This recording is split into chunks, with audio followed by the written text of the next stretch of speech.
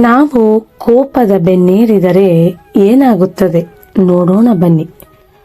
ಬಹಳ ಶಿಸ್ತಿಗೆ ಹೆಸರಾದ ಸಾಹುಕಾರನೊಬ್ಬ ಕೆಲಸಗಾರರು ಹೇಗೆ ಕೆಲಸ ಮಾಡುತ್ತಾರೆ ಎಂದು ಪರೀಕ್ಷಿಸಲು ತನ್ನ ಗೋಡೌನಿಗೆ ಹೋದ.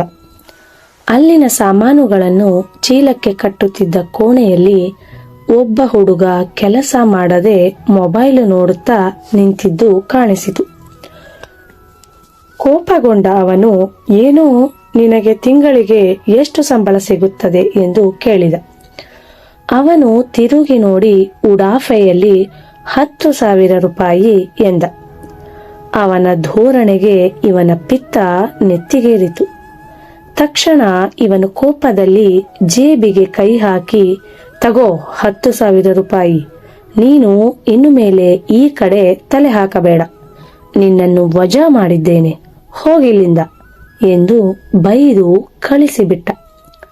ಆಮೇಲೆ ಅವನು ಆ ಭಾಗದ ಮ್ಯಾನೇಜರ್ ಅನ್ನು ಕರೆದು ಆ ಹುಡುಗನನ್ನು ಯಾರು ನೌಕರಿಗೆ ಸೇರಿಸಿಕೊಂಡು ಎಷ್ಟು ದಿನವಾಗಿತ್ತು, ಇಂತಹವರನ್ನೆಲ್ಲ ಯಾಕ್ರಿ ಸೇರಿಸ್ಕೊತೀರಿ ಎಂದು ಕೇಳಿದ. ತನ್ನ ಬೈಕ್ ಸ್ಟಾರ್ಟ್ ಮಾಡಿ ಹೊರಟು ಹೋದ ಹುಡುಗನನ್ನು ನೋಡಿದ ಮ್ಯಾನೇಜರ್ ಆಶ್ಚರ್ಯದಿಂದ, ಅವನು ನಮ್ಮಲ್ಲಿಯ ನೌಕರನಲ್ಲವಲ್ಲ, ಆತ ಯಾವುದೋ ಅಂಗಡಿಯಿಂದ ಸಾಮಾನನ್ನು ಕೊಟ್ಟು ಹೋಗಲು ಬಂದಿದ್ದವ ಅಂದ. ಕೋಪ ಇದು ಯಾಕೆ, ಯಾವಾಗ, ಹೇಗೆ ಬರುತ್ತದೆ ಎಂದು ಹೇಳುವುದು ಕಷ್ಟ. ಸಿಟ್ಟು ಬರಲು ಇಂಥವೇ ಕಾರಣ ಎಂದು ಗುರುತಿಸುವುದು ಜಟಿಲ. ವಿಜ್ಞಾನಿಗಳು ಸಹ ಈ ಮಾತನ್ನು ಒಪ್ಪಿಕೊಳ್ಳುತ್ತಾ ಕೋಪ ಯಾವಾಗ, ಏಕೆ ಬರುತ್ತದೆ ಎನ್ನುವುದನ್ನು ಸರಿಯಾಗಿ ಅರ್ಥ ಮಾಡಿಕೊಳ್ಳುವುದು ಕಷ್ಟ ಎನ್ನುತ್ತಾರೆ. ನಮಗೆ ಇಷ್ಟವಿಲ್ಲದ್ದು ನಡೆದಾಗ, ನಮ್ಮ ಬಯಕೆಗಳು ಈಡೇರದೆ ಹೋದಾಗ, ಯಾರೋ ನಮ್ಮನ್ನು ಅವಮಾನಿಸಿದಾಗ ಅಥವಾ ಯಾರೋ ನಮ್ಮ ಘನತೆಗೆ ಕುಂದು ತರುವ ಮಾತನಾಡಿದರೆ, ಇಂತಹ ಬಹುತೇಕ ಕಾರಣಗಳು ವ್ಯಕ್ತಿಯನ್ನು ತಕ್ಷಣ ಕೋಪಗೊಳ್ಳುವಂತೆ ಮಾಡುತ್ತವೆ. ಸಿಟ್ಟೆಬ್ಬಿಸುವ ವಿಷಯಗಳು ವ್ಯಕ್ತಿಯಿಂದ ವ್ಯಕ್ತಿಗೆ ಭಿನ್ನವೂ ಆಗಿರುತ್ತದೆ. ವಯಸ್ಸು, ಲಿಂಗ, ಸಂಸ್ಕೃತಿಗೆ ಅನುಸಾರವೂ ಭಿನ್ನವಾಗಿರುತ್ತವೆ. ಸಿಟ್ಟೆಬ್ಬಿಸುವ ವಿಷಯಗಳಿಗೆ ಜನರು ಪ್ರತಿಕ್ರಿಯಿಸುವ ವಿಧದಲ್ಲೂ ವ್ಯತ್ಯಾಸವಿದೆ. ಕೆಲವರಿಗೆ ಸಿಟ್ಟು ಬರುವುದೇ ಕಡಿಮೆ, ಬಂದರೂ ಆ ಸಿಟ್ಟು ಬೇಗನೆ ಆರಿಹೋಗುತ್ತದೆ. ಇನ್ನು ಕೆಲವರು ಮುಟ್ಟಿದರೆ ಮುನಿ ಸ್ವಭಾವದವರು, ಮುಂಗೋಪಿಗಳು. ಅವರ ಸಿಟ್ಟು ತಣ್ಣಗಾಗಲು ಅನೇಕ ದಿನಗಳು, ವಾರಗಳು, ತಿಂಗಳುಗಳು ಅಥವಾ ವರ್ಷವೇ ಬೇಕಾಗುತ್ತದೆ. ಹಾಗಾದರೆ ಕೋಪವೇ ಬರಬಾರದೆ? ಹಾಗೆ ಹೇಳಲಾಗುವುದಿಲ್ಲ. ಜಗತ್ತಿನಲ್ಲಿ ನಡೆವ ಅನ್ಯಾಯಗಳೆಡೆಗೆ, ಮೋಸ, ಶೋಷಣೆಗಳಿಗೆ ನಮ್ಮಲ್ಲಿ ಕೋಪ ಹುಟ್ಟಲೇಬೇಕು. ಆದರೆ ಅದನ್ನು ವ್ಯಕ್ತಪಡಿಸುವ ರೀತಿ ಮತ್ತು ಕೋಪದ ಯಾವ ರೂಪ ಸರಿಯಿಲ್ಲ ಎಂಬುದು ಯೋಚಿಸಬೇಕಾದ ವಿಚಾರವಾಗಿದೆ.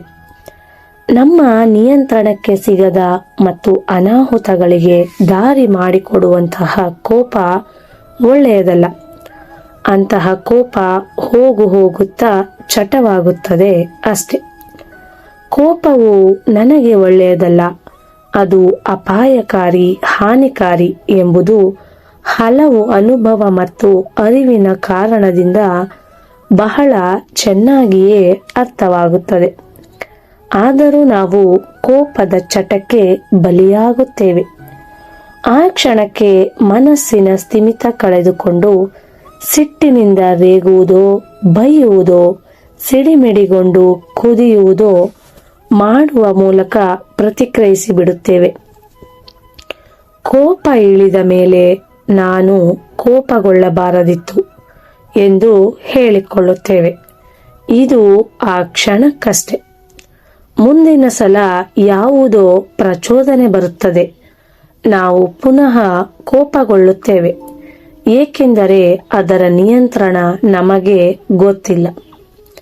ಮುಳ್ಳನ್ನು ಮುಳ್ಳಿನಿಂದ ತೆಗೆಯಬಹುದು, ಆದರೆ ಕೆಸರನ್ನು ಕೆಸರಿನಿಂದ ತೊಳೆಯಲಾಗದು. ಅದೇ ರೀತಿ ಸಿಟ್ಟನ್ನು ಸಿಟ್ಟಿನಿಂದ ಕಡಿಮೆ ಮಾಡಲು ಬರುವುದಿಲ್ಲ. ಕೋಪಕ್ಕೆ ಕೋಪ ಎಂದೂ ಉತ್ತರವಾಗುವುದಿಲ್ಲ. ಮನಸ್ಸೆಂಬುದು ಭಾವನೆಗಳ ಕಾರ್ಖಾನೆ ನಿಜ. ಅಲ್ಲಿ ಉತ್ಪಾದನೆಯಾಗುವ ಎಲ್ಲ ಭಾವನೆಗಳನ್ನು ಹೊರಹಾಕಲು ಮಾರ್ಗಗಳು ಬೇಕೇ ಬೇಕು. ಕೋಪದಂತಹ ನಕಾರಾತ್ಮಕ ಭಾವವನ್ನು ಹೊರಹಾಕಲು ನಮಗೆ ಸೂಕ್ತವೆನಿಸುವ ಸಮಾಧಾನಕರ ಶಾಂತವಾದ ದಾರಿಗಳನ್ನು ನಾವೇ ಹುಡುಕಿಕೊಳ್ಳುವುದು ಉತ್ತಮ. ಇಲ್ಲದಿದ್ದರೆ ನಮಗೆ ಕಷ್ಟ ಕಟ್ಟಿಟ್ಟ ಬುತ್ತಿಯಾಗಿರುತ್ತದೆ. ಏನಂತೀರಾ? ಧನ್ಯವಾದಗಳು.